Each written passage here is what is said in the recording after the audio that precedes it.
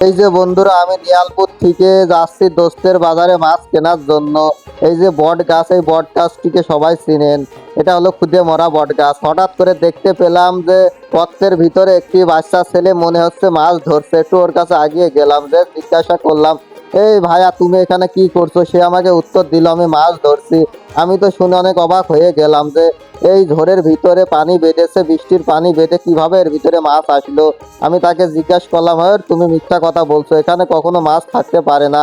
সে আমাকে বললো, না ভাই, আমি এখানে অনেক মাছ আছে, আমি অনেক মাছ ধরেছি। এই যে আমি দেখাচ্ছি, যদি আপনার বিশ্বাস না হয়। তারপরে সেই ছেলেটি আমাকে মাছ দেখালো। দেখুন কত মাছ পেয়েছে এই পলিথিনের ভিতরে, সবগুলাই তাজা মাছ। এখানে অনেক মাছের পোনা বাচ্চা আছে, জাপানি তেলাপিয়া, বিভিন্ন রকম পুঁটি মাছ আছে।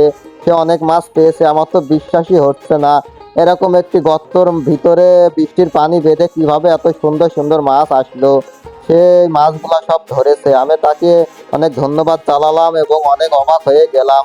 এবং তাকে আমি জিজ্ঞাসা করলাম, এই জায়গায় তুমি এত মাছ পেয়েছো? সে আমাকে উত্তর দিল, হ্যাঁ, আমি এই জায়গায় এই মাছগুলা পেয়েছি। সে তো খুবই খুশি মাছগুলা পেয়ে। তাছাড়া এর ভিতরে অনেক পোকামাকড়, সাপ পোকা থাকতে পারে, তুমি বাসায় চলে যাও। তারপরে বাচ্চাটি বাসায় চলে গেল।